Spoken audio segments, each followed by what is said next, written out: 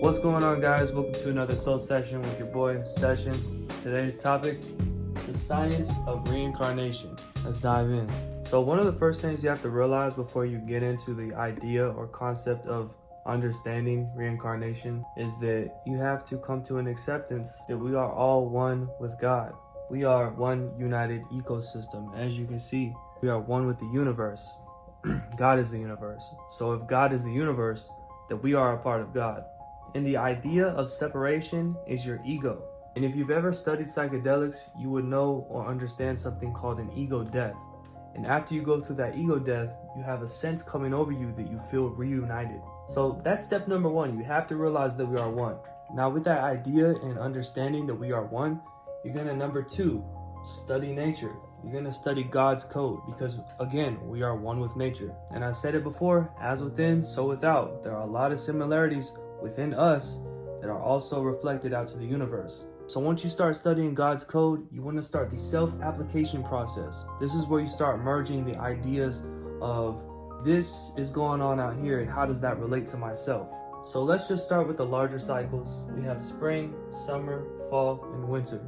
Spring is represented by earth, summer by fire, fall by air, and winter by water. So starting with spring, it quite literally means new life. As you can see here, it's the youth, the seed, and new growth.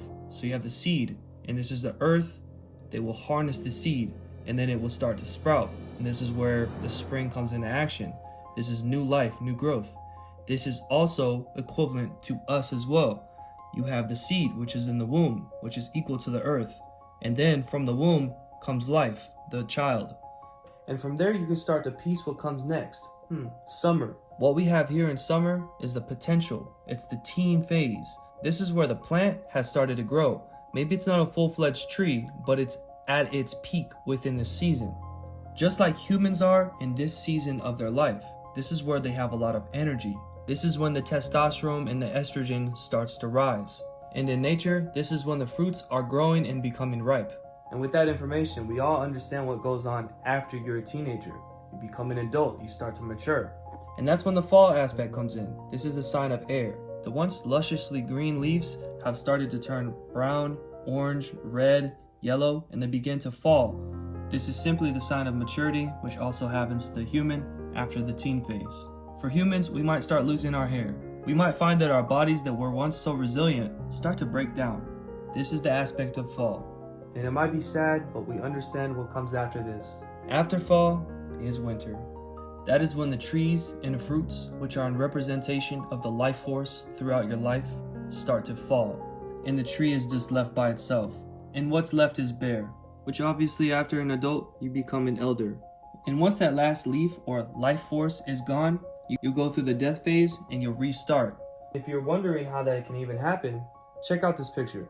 Notice how there's an external tree on the top of which we can see externally and we know that grows. This is the tree that we were just talking about that had beautiful leaves and fruit that eventually fell off and died away due to the cycles of life. But if you look under, you'll see that the roots have always been there, that this tree has always been connected to its source, and that although all the life of the tree fell off, the tree still remains. That is in direct representation of our soul, because we are not our bodies. We are our souls experiencing our bodies.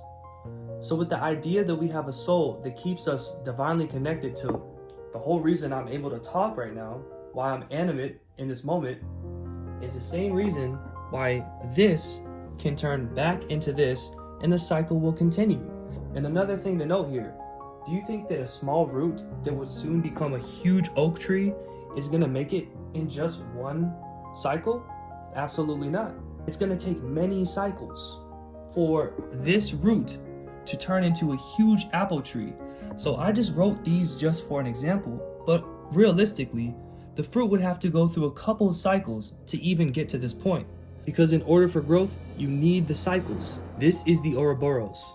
So just as this tree will continue its lifespan and get larger and larger throughout the cycles of its life, throughout the cycles of our life, right? Life, death, our souls will become more mature. And the way that we express ourselves throughout these lifetimes will quite literally shape who you will become in your next life. because the way this tree is expressing itself, this branch right here is not going to move, and it will be ready for its next lifetime, and it will still be the same branch with new life. But as it grows, the branch will move and express itself the way it needs to, just like us. So let's move on to the cycles of the sun and the moon. Remember that a cycle is a frequency. You have ups, downs, spring, summer, winter, fall, and it will continue. That the sun rises in the east and sets in the west every single day. We know that the moon runs its cycles throughout the history of time. When the day is about and the sun is up, we are also up. When the sun goes down and the moon starts to rise, we also go down and we fall asleep. So during the day, we are rising. During the night, we are resting. So that is the same as rising and resting. You are awake, then you are asleep. These are cycles. Speaking of cycles, we have inhale, which is receiving, and then exhale, which is giving. Giving is always the sun, which is positive. Receiving is the moon, which is negative. So inhale and exhale. There is a time of hunger, and then there is a time of digestion. And then it repeats, hunger, digestion, hunger, digestion. This next concept may be a bit difficult to understand and grasp, but I challenge you to think about it. The idea is that one day can equal one lifetime, and then when you fall asleep, it is equal to your resting time or your death phase before it's springtime or the sun comes up and you rise again and do it all over. So if we say that one day is equal to one cycle, we can say, okay, how does that relate? We know that spring would equal morning. We know that summer would equal the noon. Fall would be midday, and winter is dusk when the sun finally goes down. That's the completion of one day. And then we go through our night/resting phase.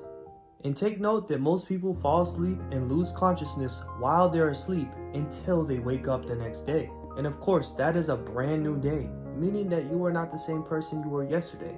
You have a new day ahead of you. This is like a lifetime. In this new lifetime, you have a whole entire lifetime ahead of you until it's time for the next resting phase. So I hope that you guys are able to take this concept and apply it to more things that maybe I missed. But my hopes for this video was to give you guys ideas of why reincarnation, in my opinion, is real. Hope this all made sense. Make sure to like the video, subscribe to the channel. See y'all next time.